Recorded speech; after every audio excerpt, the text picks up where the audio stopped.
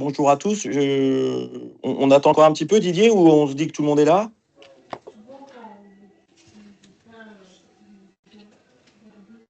Non, on peut y aller, hein. On peut y aller? Ok. Est-ce que tout le monde voit mon Bon. écran? Oui, je pense, ouais. Ouais. Ok. Donc Est-ce qu'on... voilà, bonjour à tous. L'idée de ce petit point là, de ce petit webinaire, c'est un petit peu d'apporter des points de précision sur le projet d'émission de titres participatifs pour Arba. Comme ça avait déjà été un peu présenté lors de l'Assemblée générale, là, c'est d'un peu de revenir sur le pourquoi, à quoi ça sert, quel est le cadre, et puis répondre à vos questions en fin de présentation. Donc, peut-être, voilà, si on peut passer sur la diapo d'après, hein, donc les titres participatifs.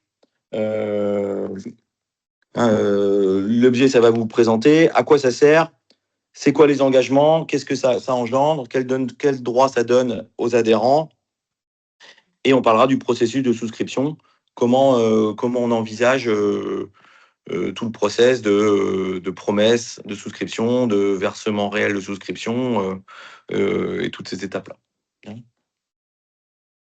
Donc voilà, voilà, les titres participatifs. Donc pourquoi on a cet objectif d'émission de titres participatifs pour Arba? Voilà, une volonté tout d'abord de renforcer les fonds propres de la structure pour se donner des moyens pour porter avec sérénité les projets structurants à venir de la coopérative. Donc notamment les projets immobiliers de la Chevrolière. C'est aussi nous permettre d'envoyer un message à nos partenaires extérieurs sur la capacité des adhérents à se mobiliser sur un projet comme celui-là. Aussi à nous aider à porter la croissance de la coopérative et nous aider aussi dans le cadre du projet d'un nouvel ERP dans les mois à venir. Donc voilà, c'est de se donner des moyens financiers et des moyens pour gagner un peu en indépendance, être moins dépendant de nos partenaires financiers extérieurs. Donc voilà pourquoi l'observation titre participatif arrive aujourd'hui. C'est vraiment dans ce contexte. Pour certains d'entre vous qui étaient déjà là quand on avait fait des titres participatifs il y a plusieurs années, le contexte, c'était la création de la salle expo à Saint-Nazaire. C'était aussi dans cette démarche-là de dire, voilà, ça permettait d'accélérer le développement de la coopérative tout en restant indépendant vis-à-vis, en tout cas un peu plus indépendant vis-à-vis des partenaires financiers. Donc voilà, on est dans le même schéma. OK, si on peut changer de slide. Donc voilà, donc je réinsistais sur l'utilisation des fonds prévus. Les fonds prévus, c'est d'abord un soutien pour envoyer un message à nos partenaires bancaires dans le cadre du projet immobilier de la Chevrolière. Amener des moyens financiers à la coopérative pour passer ces phases de développement, parce que mécaniquement, avec un nouvel outil, on va avoir des besoins de mise en stock, on va avoir besoin d'outils pour avancer, et être un soutien aussi pour l'outil numérique et le changement de RP. Donc ça, c'est vraiment l'objet des titres, c'est vraiment financer du long terme pour la coopérative. C'est pas du tout pour compenser un manque à court terme, mais c'est vraiment pour se donner des moyens, accélérer les moyens à long terme. C'est important. Donc, après, on a qu'est-ce qu'un titre participatif? Qu'est-ce que c'est un titre participatif? Donc, c'est un outil qui existe principalement dans le monde coopératif. Ça n'existe pas dans vos entreprises classiques d'exploitation. C'est ouvert que au monde coopératif et aux sociétés cotées. Mais voilà, donc c'est peu utilisé par les sociétés cotées. C'est une sorte d'emprunt ou une obligation, s'il y en a qui maîtrisent un peu cette matière, un peu un emprunt obligataire qu'on vient faire auprès de souscripteurs qu'on vient définir. On verra tout à l'heure. Donc voilà, ça c'est important. Donc les titres, c'est quelque chose qu'on achète à une valeur nominale, qui garde toujours sa valeur, qui ne prend pas de valeur dans le temps, mais qui donne droit à des intérêts au fil de l'eau. Donc les titres, ils sont nominatifs, ils appartiennent à une personne, une société, et c'est très clair. En contrepartie d'avoir des titres, j'ai des droits. Donc j'ai des droits, notamment une rémunération d'intérêt, ce qui n'est pas le cas aujourd'hui du capital dans une coopérative. Quand je détiens du capital dans une coopérative, ça ne me génère pas d'intérêt. Les titres participatifs, oui. Et puis ça me donne droit aussi à participer à une assemblée générale dédié aux porteurs de titres qui me donne accès au compte de la société. Il y a un commissaire au compte qui certifie toutes ces choses. Vous voyez peut-être pas bien l'écran, non?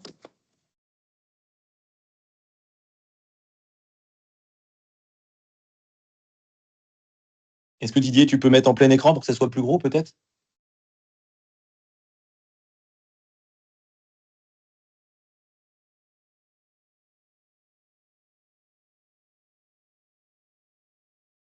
Diaporama en haut, peut-être, au milieu, là? Je sais pas, tu vois quel type de diapo?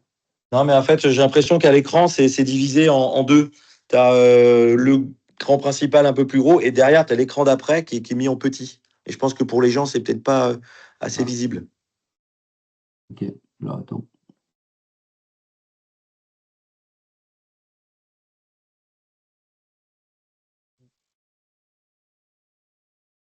Alors, attends, faut que j'arrête le partage.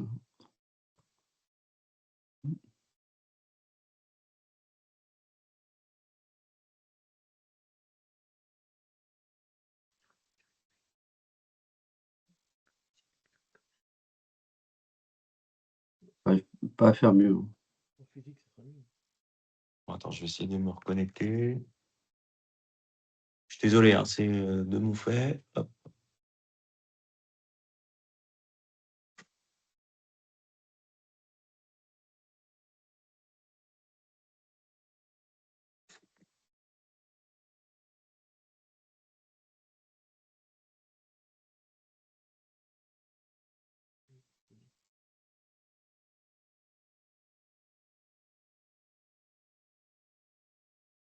Tu le vois le diaporama là ou pas?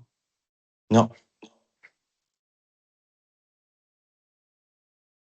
Ah, si. Bon, je vais rapprocher de ce côté et je me reconnecte par un autre moyen. Tac. Partager mon écran.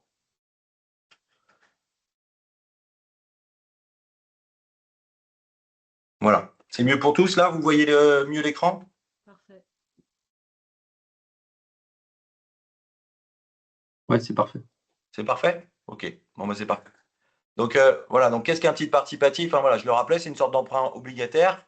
Hein, donc c'est un droit que je possède sur une entreprise et qui me donne droit à des intérêts en contrepartie. En contrepartie de ça, je suis aussi convoqué à des assemblées générales dans lesquelles il m'est présenté les comptes de la coopérative et la situation financière de la coopérative. Autre particularité d'un titre participatif, c'est qu'éventuellement il est négociable et cessible. C'est-à-dire, je peux avoir un titre participatif pendant 3 ans, et puis dans 3 ans, pour X raison, j'ai des besoins de trésorerie, je peux éventuellement trouver quelqu'un qui est intéressé pour l'acheter. Il y a une sorte de bourse d'échange qui se mettra en place au sein de la coopérative. Hein, et comme je le disais tout à l'heure, un titre, il ne prend pas de valeur. Hein. Si on l'achète et qu'il a une valeur de 1000, demain, il vaut 1000. Mais il donne droit à des intérêts chaque année. En fait, ça ne donne pas de la rentabilité future de la structure. Et ça, c'est propre au système coopératif. Hop. Donc, ensuite, on peut ouvrir les titres participatifs de façon contractuelle. Donc, pas à qui on veut, parce que l'idée, c'est de le cadrer. Mais voilà, donc, ce qui est proposé par le conseil d'administration d'Arba, c'est d'ouvrir les titres participatifs aux adhérents personnes physiques, aux adhérents personnes morales, ce qui est une grande partie, mais aussi aux dirigeants et associés de ces personnes morales.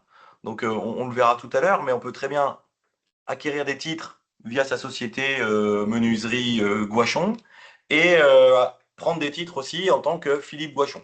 Hein, donc ça, c'est important de le préciser tout à l'heure. Et même la société holding aussi qui pourrait éventuellement participer à l'émission. Ensuite, on l'ouvre aussi aux salariés de la coopérative. Si certains salariés de la coopérative ont envie de participer à ce projet, c'est tout à fait possible et on verra tout à l'heure des conditions particulières. Ce qui est important d'avoir en tête, c'est que le conseil d'administration, ce qui veut que globalement, ces titres, ils soient détenus par des gens qui sont liés par la coopérative, donc les adhérents, les salariés de la coopérative. et exceptionnellement ouvrir aussi un adhérent qui serait retraité et qui aurait à titre perso des titres participatifs, il serait en droit de les garder. Par contre, un artisan qui était adhérent pendant 4-5 ans et quitte la coopérative, l'objectif c'est de le contraindre à vendre ses titres et qu'ils soient repris par quelqu'un d'autre. C'est vraiment dans cette culture de dire que les titres ils doivent être détenus par des gens qui participent à la prospérité, au développement de la coopérative. Bon, ça, c'est des modalités usuelles qu'on utilise, mais qui sont importantes à bien avoir en tête et qui sont conformes à ce qu'on veut prôner dans l'esprit coopératif. Hein. La rémunération va aux gens qui font vivre le système et pas à des gens qui sont hors du système. Donc voilà, les dirigeants et associés ayant le contrôle, je l'insiste, pourront aussi investir dans des titres participatifs.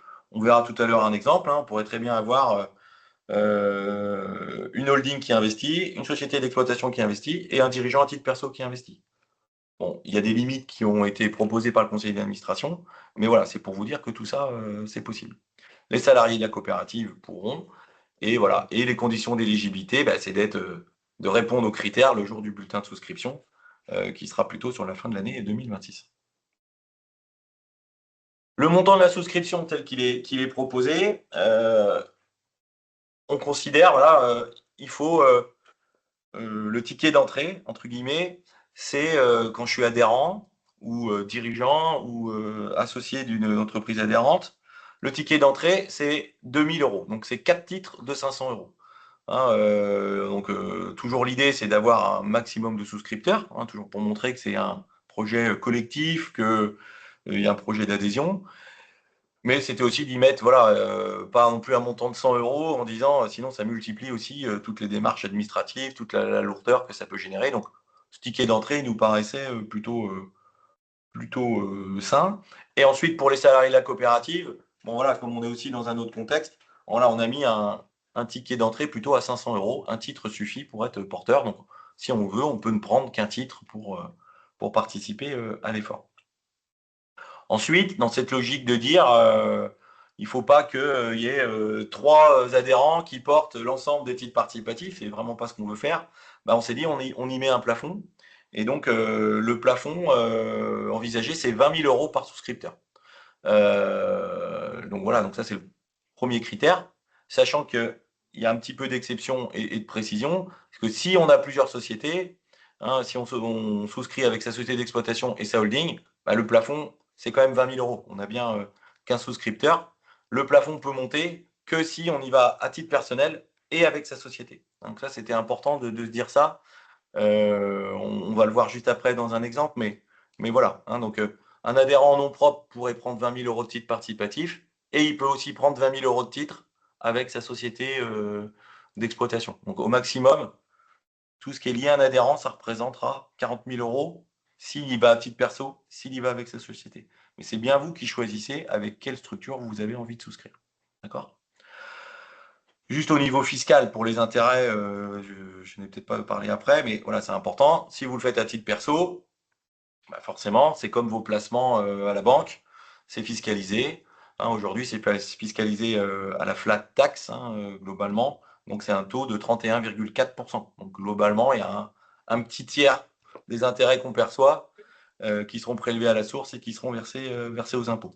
Si vous souscrivez avec votre société, ça crée un produit de placement dans votre société, un produit de placement qui est fiscalisé à l'IS classique, donc 15% ou 25% en fonction de votre société. Mais l'argent, il n'est pas à vous, l'argent, il est à votre société. Donc ça, c'est important de le comprendre. Et après, il y a eu d'autres petits plafonds qui ont été mis en place. S'il y a 3 associés dans une structure, bon voilà, c'était un petit peu de diluer tout ça. Et pour les salariés, on a prévu un plafond individuel à 20 titres, 10 000 euros. Voilà, dans les exemples que je voulais pour que ce soit un peu plus concret, on imagine un seul associé d'une structure veut souscrire. Il peut souscrire à titre personnel jusqu'à 20 000 euros et il peut aussi souscrire avec sa société d'exploitation et ou holding jusqu'à 20 000 euros. Donc, globalement, maximum, un adhérent est engagé à hauteur de 40 000 euros maximum. Ensuite, il y a le cas de 3 associés, et ça c'était une limite aussi que le conseil d'administration voulait y mettre. Voilà, si on a plein d'associés dans une structure qui ont envie de souscrire, On ne démultiplie pas les plafonds et on se retrouve à un cumul global de 50 000 euros souscrits par les 3 associés.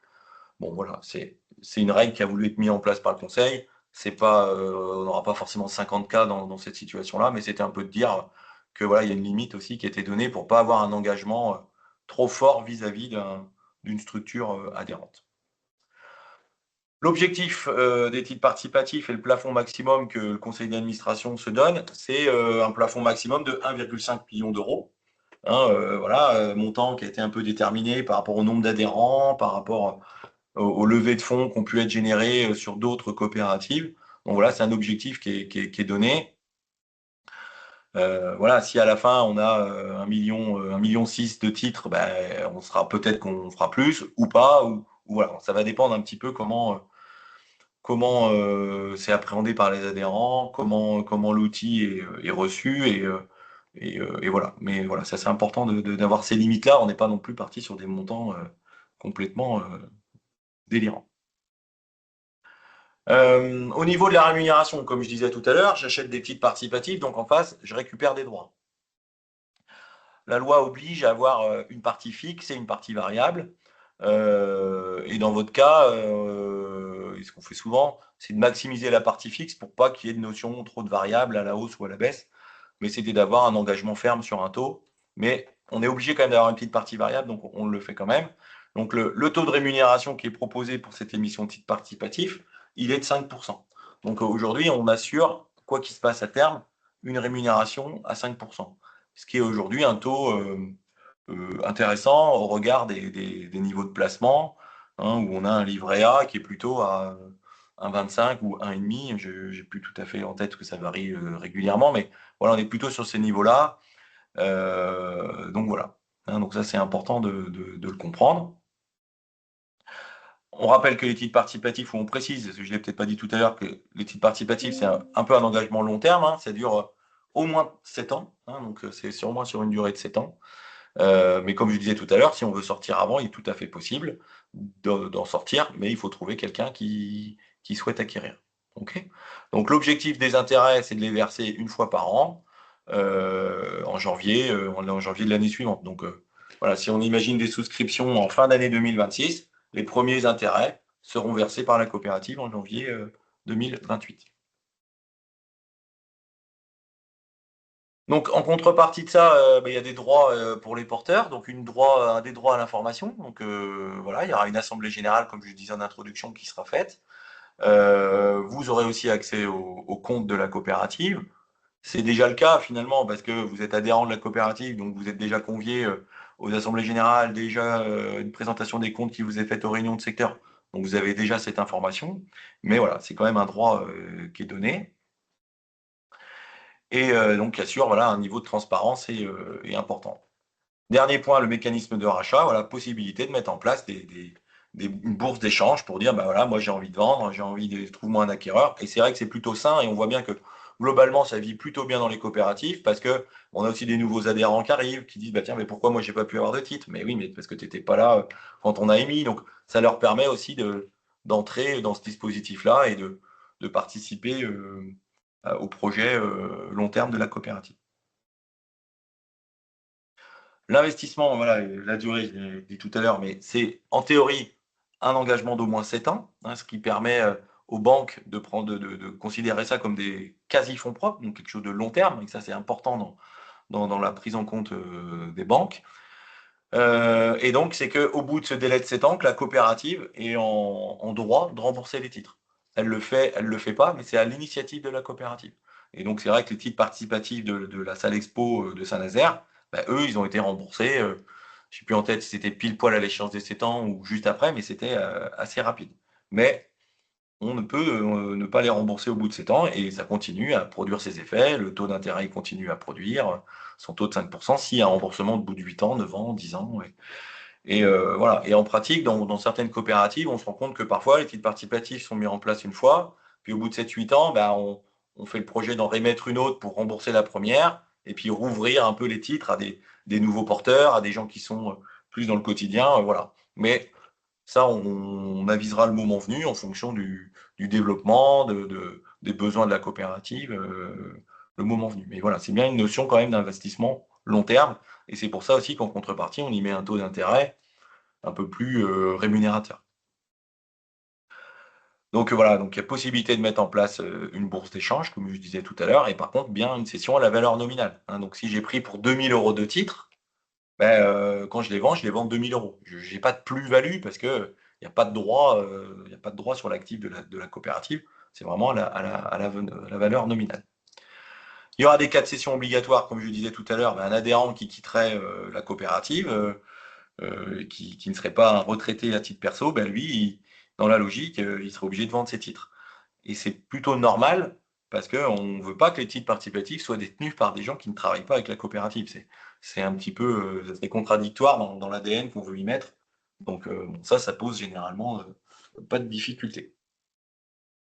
Donc voilà, donc toutes ces règles, hein, c'est pour voilà, être en cohérence avec les porteurs de titres et les règles coopératives pour assurer un bon fonctionnement. Parce que si on ne prévoit pas ces cas-là, ben, on peut se retrouver à ce que, à terme, un tiers des titres soient détenus par des gens non liés à la coopérative et on y comprend bien que ça n'a pas vocation du tout dans le monde de notre coopérative. En termes pratiques et calendrier de souscription, et c'est là que j'ai oublié de changer, je vais changer ça. Donc voilà, parce que le webinaire, hop, on a mis hop, un petit peu un peu trop de temps à le préparer, parce qu'au début, on voulait le faire sur début juillet. Bon, voilà, l'idée, c'est de commencer à faire une phase de déclaration d'intérêt. Hein, c'est d'envoyer à tous les adhérents un petit peu une sorte de sondage, un avis, en disant est-ce que vous êtes prêts à souscrire des titres participatifs?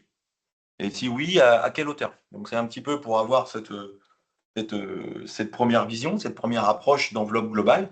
Et puis ensuite, bah, derrière, on lancera en place le dispositif de la souscription dans la foulée. Donc, nous, l'objectif vraiment important, c'est qu'il y ait 50% qui soient versés assez rapidement pour montrer qu'on a une action positive aussi dans le cadre de nos échanges avec les partenaires bancaires et dans le cadre des besoins de long terme de la coopérative. Et il faudra que tous les titres soient versés avant le 31 décembre 2026. Ça, c'est important en termes de projet, en termes de lecture bilancielle, hein, comme on a notre bilan au 31 décembre, c'est d'être capable de montrer qu'à cette date-là, on a, euh, on a réussi à obtenir auprès de nos adhérents une enveloppe de titres participatifs d'un montant certain. Donc ça, c'est important. Et comme je disais, les intérêts seront versés pour la première fois au bout d'un an, en janvier 2028. Donc voilà, en conclusion, et puis après je pourrais répondre à des questions si vous voulez. Voilà, donc c'est vraiment dans un objectif de soutenir durablement la coopérative hein, pour des objets, des investissements structurants de la coopérative. Là, vraiment, on est sur des projets à 10, 15, 20 ans d'Arba. Et donc voilà, cet appel à titre participatif, c'est pour accélérer le passage de cet investissement immobilier et c'est tout le changement de RP. Voilà, ça correspond aux valeurs coopératives qu'on veut amener en disant, voilà, nous, on limite les titres à nos adhérents et aux salariés de la coopérative. Donc ça, c'est important. C'est quelque chose qui est encadré juridiquement. Hein, c'est pas quelque chose de novateur. C'est pas un outil nouveau. C'est un outil qui existe depuis 1983, qui a été utilisé par de nombreuses coopératives et qui va être toujours utilisé parce que c'est un outil qui est adapté au levier que ça peut générer. Et l'objectif, ben voilà, le seul moyen pour que ça réussisse, c'est qu'il faut que tout le monde se mobilise. Et l'objectif, c'est pas qu'on ait que quelques porteurs, mais qu'on ait un maximum de porteurs. C'est vraiment le collectif qui permet de faire quelque chose de grand tous ensemble. Donc voilà l'objet du point de ce matin, hein, c'était de vous amener un petit peu plus d'infos. Je sais que c'est filmé aussi pour les adhérents qui ne peuvent pas être présents. Donc voilà ce qu'on pouvait passer. Je suis à vos dispositions, voilà, si vous voulez des précisions. Juste ce petit tableau récap hein, que vous pourrez prendre le temps de regarder aussi de votre côté. Hein. C'est important de bien comprendre qui investit dans le projet, qu'on investit bien dans Arba, qu'en contrepartie de cet investissement Arba, ben, on récupère des intérêts et qu'à terme, il y a un remboursement du capital qui est fait à long terme. Ici, voilà, on y rappelle l'intérêt pour la COP, l'intérêt pour l'investisseur, hein, donc c'est venir y chercher un, un investissement, un placement, mais aussi partager un projet collectif. On rappelle les grandes caractéristiques et les conditions de souscription, le résumé. Bon, ça, c'est une résumé simple et en image de ce que je viens d'expliquer lors des précédentes diapos. Mais voilà, c'est important de le synthétiser. Voilà, s'il y a des questions, hein, on est à votre disposition avec Didier et pour compléter la présentation.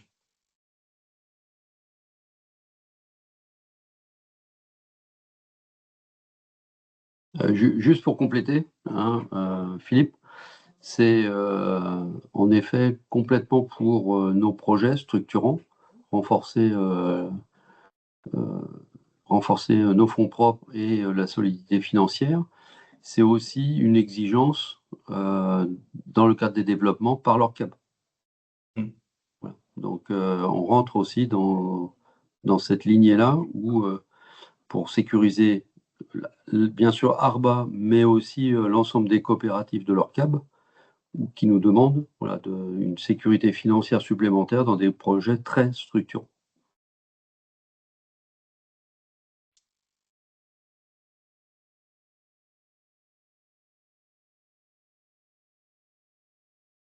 Ok. Dans les personnes là qui étaient présentes, peut-être certains avaient déjà eu souscrit à l'ancienne émission qui avait été faite par le passé? Oui. Non.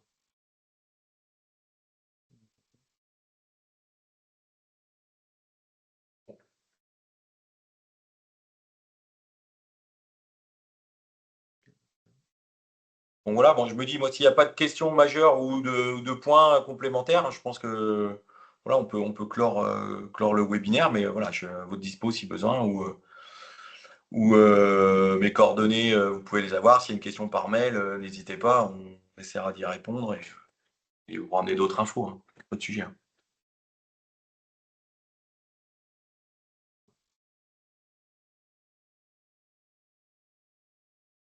Il y avait juste une question, si c'était ouvert aux adhérents retraités, ceux qui sont déjà retraités. Alors, en théorie, dans l'esprit, moi, c'est au conseil d'administration, hein, c'est plutôt quand ces échanges-là, mais c'était pas forcément ouvert aux adhérents retraités, mais un adhérent qui devenait retraité, c'était pas le problème. Mais peut-être à confirmer avec le conseil d'administration, mais c'était plus ça. C'était plus d'abord que ce soit les porteurs du projet qui soient inclus. Tout à fait, ce que j'avais compris aussi. Merci pour la présentation. A priori, il y a peu de questions. Et puis on va la mettre en ligne sur Eolas, entre autres, et des liens pour la diffuser assez largement, voilà, avant l'été et après l'été. Hein, et donc c'est vrai que c'est après l'été, c'est d'envoyer les bulletins d'intention, hein, Didier et toute l'équipe Arba pour matérialiser cet engagement, pour qu'on mesure le retour que ça peut générer. Mais il faut déjà que l'info se diffuse, quoi. Tout à fait. Bon, on va diffuser un maximum en tout cas, pour Très bien. préparer le début septembre. Bon. Très Merci bien. beaucoup. C'est noté. Bonne journée à tous. Au revoir. Bonne journée à tous. Au revoir. Au revoir.